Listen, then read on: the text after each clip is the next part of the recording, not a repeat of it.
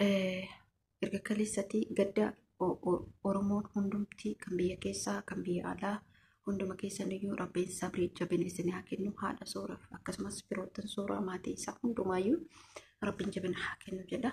Wallaahi waan nama ajaa'ibsiisu waan nama jibbisiisu waan nama suukkanneessu gara tokkoon ijoollee keenya akkasuma ijoollee tikteetaraa aslee mubaarak an ibalu jedheen dubbachuu hin danda'u akkasuma abdii geetaachuu wallahi ijoollee kana galateeffachuu dhufe jechuudha. Isaan irratti ijoollee keenya hundumaa hirmaattota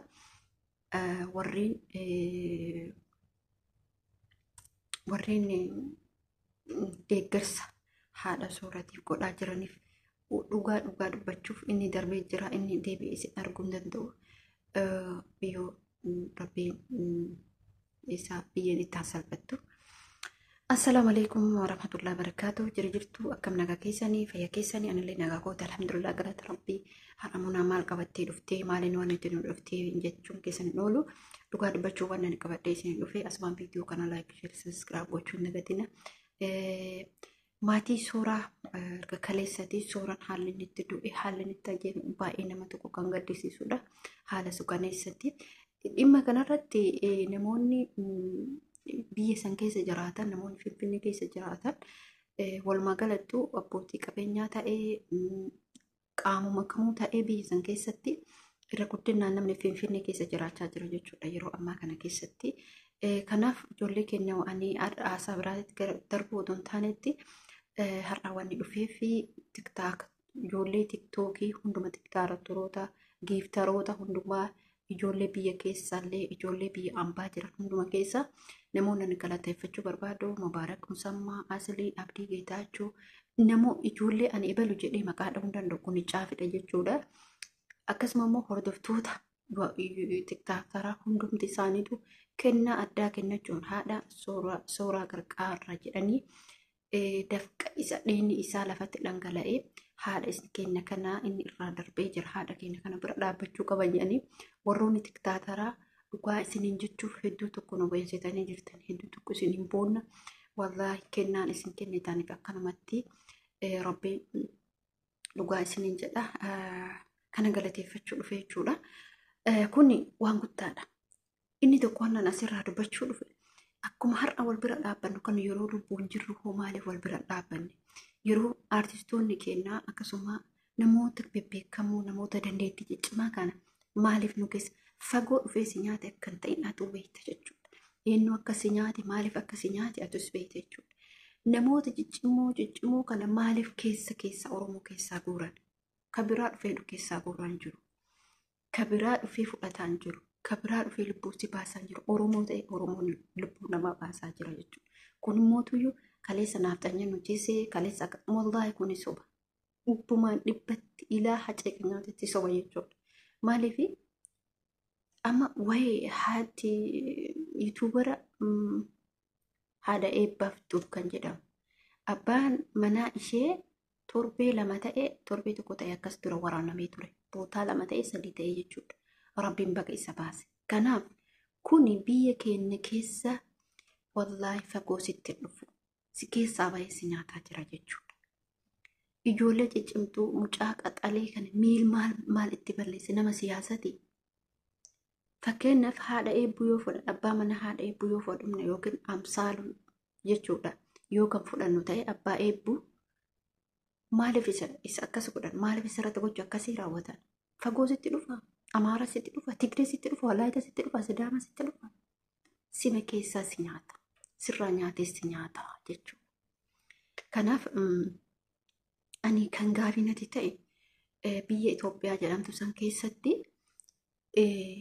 yeroo namni tokko biyya san keessatti irra guddinaan nama ajjeechan kun otoo bakkuma hundarrattuu jiru Finfinnee keessatti isaa cafacafamu qofa argitan jechuudha. Ishii bakka biraatti rasaasa haa jennu bosona haa jennu suni warroota fakkeenyaaf warra qaama wal wantaa jennu garuu ka Finfinnee keessaa kun daangaa darbataa jira. Ka Finfinnee keessaa kun immoo hayyuu nyaataa jira jechuudha. Beekumsa irraa arganu fakkeenyaaf amma sooraan jechuudha nama cimaadha. haceen akkasii akkasumatti deebi'ee mucaan Baqqalaa Garbaa asiin dura akkasii namoota akkanaa kana jechuudha. Eenyutu nyaata? Fagoo sitti dhufe Oromoos nyaata. Ufumaa waan nyaata. Kun waliin dhoysina. Kun wal bira jirta walirraa beektan. Gaafa kana warroonni achi keessa jiraatan jireenya isaanii achi keessa jiraatan sabni kabu maaliif biyya kana keessatti duuni raawwatama? Maaliif wanni akkanaa raawwatama? Maaliif gochi akkanaa raawwatama jedhamee maaliif hin kaafamne qaba? Kuni hundi isaaniitu kama keenyaa qabus kama keenyaa qabnis qabeenya qabus qabeenya qabnis gaafa sitti garagalee cinaa keetii ka'ees nyaata bakka biraatis nyaatu. Garuu isaanii qaroo ija bakka nafatti yoo achi laalti saleedaa tokkorratti barsiisan tokko waa barsiisu waan san barachuuf laalti. Akkasitti laalanii jechuudha. Wanna saleedarraa sanatti hin addaata miti fakkeenyaaf chookiin sun hin addaata miti laaltee addaamu yaani qubee san laaltee barreeffatte jiru. Isaan illee laalanii takkaan keessaa guuraa jiran jechuudha. Takkaan yaadannoo fakkeenyaaf hoo barreessinu akkuma kitaaba jiru irratti barreessita keessaa baafanneetiin hin barreeffannaa miti. Namni ilma Oromoo keessaa gaarii fudhachaa jiru Oromumatti gaarii keessaa buqqisaa jira jechuudha. Akka itti gadi hin godhanne akka gadi hin dhaabbanne. Namni har'a mucaa kichuu kana ka waa'ee siyaasaan beekne kana ka hojii isaa bichaa fi uummata kana barumsa isaa guddaa irraa argatan isa barsiisaa jiru ka waa'ee siyaasarraa bilisa ta'e kana maaltu isaa nyaachise akka nu caalle akka nu waliin taane jettanii ufuma walitti garagaltanii jiru. Namoota akkanaa kana fakkeenyaaf oduu har'a kaleessarraa hoteelli sun hiddaan garagaree buqqa'ee kan jedhu taa'e boru ka biraatti hin deebi'u. Amma mootuyyuu hoteelli suni laazima hiddaan buqqa'uun dirqama isaati. Takkii gubachuu takkii cufachuudha. Murteen kana. Uummanni mootuyyuu har'a qarqaarsaadha sooratii godhu kana hedduu galateeffannaa waan gaarii hojjetanii garuu akkuma amma akkatti qarqaara kan dhiibban hoteela sanarratti dirqama godhamuu qaba. Dhiibban dirqama hoteela sanarratti godhamuu qaba. Hoteelli sun hiddaan buqqa'ee inumaan lubbumaa yookiin gonkumaa cufamuu qaba. Abadan banamuu qaba. Maaliif gaafa boruu isaan ammallee ka biraa waaman achitti lubbuu isaa baasan waan ta'eef. Akkamitti reeffa nama tokkoo hospitaala geessanii doktorri sun akkamitti dhoysa? Maaliif dhoysa? Bar inni ilmoo qaba. Ilmoo isaatti deebi'uu danda'a.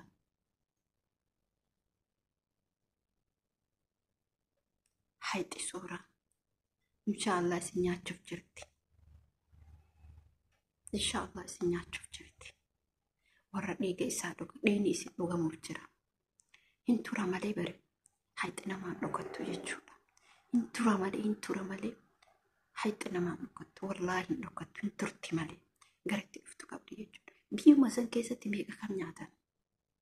Biyyuma san Finfinnee kana keessatti yeroo hundumaa hayyuu kenna jechuudha. Beekaa kenna. Uummanni irraa waa baratu. Uummanni irraa beekumsa argatu. Maaliif nyaatan akka nurratti hin guttanne? Sabni biraas nyaatu sitti dhufe. Sabni biraas waraanu sitti dhufe.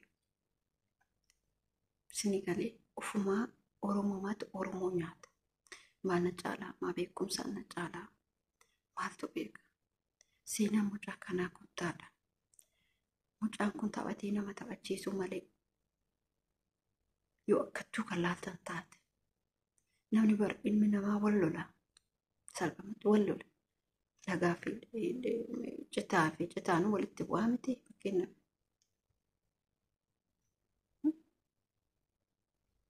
Ilmi namaa kun yeroo waa jedhu hunda nasbee namaa baasuu ka deemu kun wallaahi asiin guyya innis isas jechuudha isa har'a nasbee mucaa kanaa baasa boru isallee ka biraattu nasbee isaa baasa. Kun dhuguma beekaa boleen kee wallaahi dhuguma jechuudha homa jiru jechuudha. Hangaraa nama nyaatudha. Waan baay'ee gara tokko dhugumatti baay'ee tokko miira keessa nama galcha. Biyya san keessatti taateen raawwatamaa jiru baay'ee nama suukaneessa jechuudha. Bor ilmaan argatanii akkamitti guddifatanii bor gabaye akkamitti galaa haati manaa abbaan manaa kiyya eessa oolee eessa gala jettee kurrisi ala eega. Haati ilmaa kurri ala eega. Abbaan ilmaa kurri ala eega. Ta Itoophiyaa tana hundumaa keessumattuu rabbumattu beeka. Biyya keenya kana keessatti rabbumattu beeka. Ka dhalate guddachuu dhabu. Ka guddate bakka gahuu dhabu. Walaa biyya kana keessatti shira kan walitti xaxaa jiru fagoo nutti hin dhufne.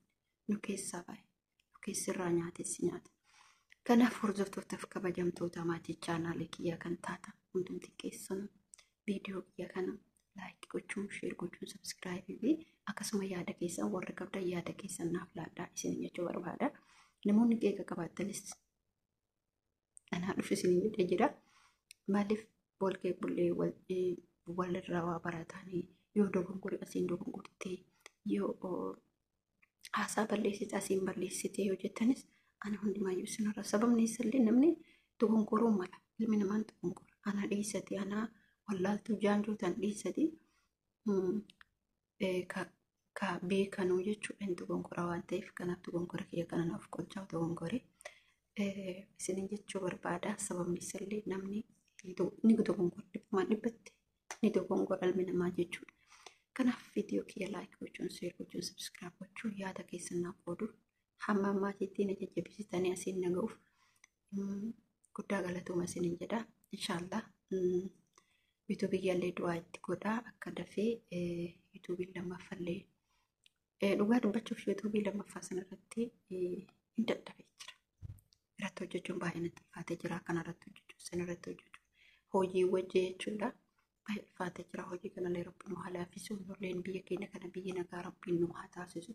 Wallah biyya keenya kana biyya nagaa biyyummaan keenya kun biyyuma akka jiru biyya Qaataar kan utuu jiraatte gisima waggama murteessa waggaa kana jedhe guutumaan guututti jechuudha. Rabbi jiru akka biyya kana jiruun biyya kanaa fakkeenya biyya baay'ee namatti toltu biyya isii jaalattu jechuudha.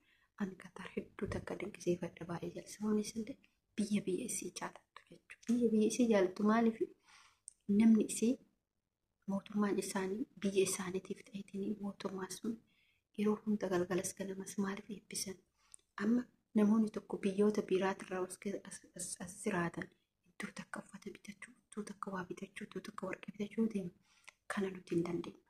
Qaataartu danda'a. Sababni isallee maali? Biyyi kun qabeenya qabda of dandeettee jira. Namni biyya biraa as keessa dalaqu wanna guddaa san bituu hin danda'u isaantu bitatuu danda'a jedha. Wallaahi maaliif rabbiin biyya teenya kana biyya akkanaan biyya tana caabtu rabbi nu haa taasisu. Biyya bilisoomtee biyya inshaallah sararleen keessatti hin rabbi nu haa godhu. Maaliif wallaahi hawwinee jira dheebonnee jira jechuudha. Biyya keenya kana sirriitti dheebonnee jira akka bilisoomtu yaa rabbi dheebuu nu baase. Yaa rabbi nu bilisoomse. Wallaa du'aa itti sana mootummaa lafan buutu lafirra buuti aamin jedha. Maaltu beeka? Anaa wallaaltu tana jalaa rabbiin dhaga'uu danda'a. Waan hin taane yaa rabbi nurraa kaasi waan nu ta'a yaa rabbi nutti kaleesse. Wallahi nanti baay'ee godhe jira. Assalaamu alaikum warahmatullahi wabarakatuh. Isinillee hamma dandeettaniin du'aa godha. Kabaye nagaan haa galu. Ka durrobe nagaan haa dhalu. Dubartillee rabbiin ka ulfoofte rabbiin nagaan haa hiikuu. Kabaye rabbiin nagaan haa galchu. Ka du'e rabbiin biyyoon itti haa salphattu. Ka musliimaa rabbi jaalata firdoosan isa haa gammachiisu. Kuni haganuma wal yaadachuun waan guddaadha. Namni walirraa barataa kan isiniin jechuu barbaadu hordoftootaf kabajamtoota kiyya. Inshaallah aga viidiyoo biraatiin walitti deebinuti viidiyoo kiyya asuma laayikii tokko sheerii tokko sabskiraabii tokko. Assalaamu alaikum warahmatullahi